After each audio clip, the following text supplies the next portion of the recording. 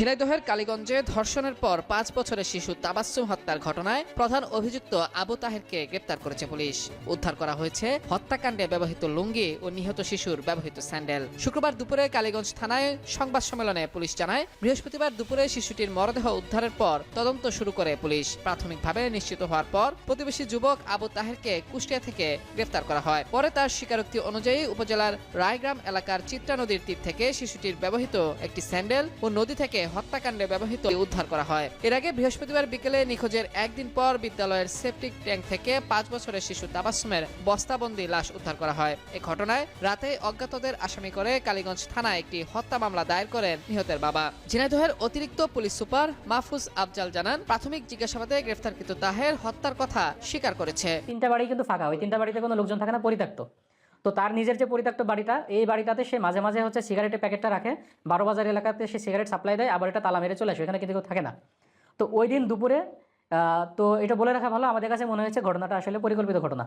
কারণ ওই তাবাসসুম যে মেয়েটা, সেই মেয়েটার বাড়িটা যেহেতু এখানেই, সে ওইখানেই খেলাধুলা করে সবসময়। এই তাবাসসুমকে সে আগেও দেখেছে। তো আমরা যখন বাড়িতে কথা বলি, তখন ভিকটিমের মা এবং বাবা বলে যে এর আগেও এই মেয়েটা তাবাসসুম যে বাড়িতে কোনো সময় চিপসের প্যাকেট, কোনো সময় জুসের বোতল এগুলো নিয়ে আসে। তো ওরা প্রথমে খোঁজ করার চেষ্টা করেছিল এটা আসলে কারা। আমরা আসলে প্রথম দিকে আমরা জানতে পারি না এই কাজটা কে করতো। মানে একটা বাচ্চাকে একটা চিপসের প্যাকেট দেয়, একটা জুসের বোতল দেয়, এটা কেউ কেউ না কেউ তো দিচ্ছে, কিন্তু আমরা এটা জানতাম না, তারাও এটা জানতো না, ফ্যামিলির লোকজনও জানতো না। আমরা এটা পরবর্তীতে আসলে অনেক ওইখানে আশেপাশে যতগুলো দোকান আছে সবাইকে জিজ্ঞেস করি, কেউ বলতে পারে না। তো পরবর্তীতে আমরা তারপরেও যখন লেগে থাকলাম, তখন ওই বাজারের ভিতরেই একটা দোকানে একজন বলল যে ওই অমুক দিন সে এখান থেকে জুস কিনে নিয়ে গিয়েছিল, অমুক ব্যক্তির কথা বলে, এবং সে মাঝে মাঝে এখানে আসে। যেহেতু আমরা অলরেডি ন্যারো ডাউন করে ফেলেছি, 5-6 জনের নাম আমরা পেয়ে গেছি, তো এই 5-6 জনের নামের ভিতরে ওর নামটা সে বলে আর কি। তো আমাদের সন্দেহ আরও ঘনীভূত হয়।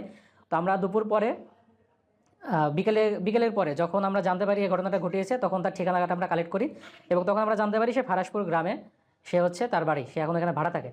পরবর্তীতে আমরা আমাদের টিম ফারাসপুর গ্রামে তার বাড়িতে তার খোঁজে আমরা যাই। যাওয়ার পরে সে ইতিমধ্যেই ওই দিন সকালেই, মানে গতকালকে সকালেই, 26 তারিখ সকালেই সে কিন্তু কুষ্টিয়াতে পালিয়ে গিয়েছিল। এই খবরটা আমাদের কাছে ছিল না। কুষ্টিয়াতে তার আপন ভাই কুষ্টিয়াতে চাকরি করে। তো আমরা তার বাড়িতে জানার পরে আমরা জানতে পারলাম যে কুষ্টিয়াতে সে অলরেডি পলাতক হয়ে গেছে। তো সাথে সাথে আমরা জানার পরে আমরা কুষ্টিয়াতে আছে জেনে, যদিও আমরা শিওর ছিলাম তার ভাইয়ের বাসায় আছে কিনা, তো আমরা এটা জেনে আমাদের টিম কুষ্টিয়াতে রওনা দেয়। একই সাথে আমরা কুষ্টিয়া থানা পুলিশের সাথে যোগাযোগ করি, এবং আমি বলবো কুষ্টিয়া থানা পুলিশের সহযোগিতায় আমরা এই আসামি যে আবু তাহের, তাকে আমরা অ্যারেস্ট করতে সক্ষম হই। আমার কুষ্টিয়া থানা পুলিশ বা কুষ্টিয়া জেলা পুলিশকে ধন্যবাদ জানাই। এবং আমরা প্রাথমিকভাবে আমাদের একজন মহিলা পুলিশ অফিসার এটা সরোধাল করার পর আমাদের প্রাথমিকভাবে বলেছিল হয়তোবা ধর্ষণের চিহ্ন আছে। পরবর্তীতে যখন পোস্টমর্টেম হয়, পোস্টমর্টেমের রিপোর্টটা আমরা এখনো পাইনি, বাট ডাক্তারের সাথে আমরা প্রাথমিকভাবে কথা বলি, যিনি পোস্টমর্টেম করেছেন ডাক্তার মহোদয় আমাদেরকে বলেছেন যে প্রাথমিকভাবে এখানে ধর্ষণের আলামত আছে, ধর্ষণের ঘটনা ঘটেছে।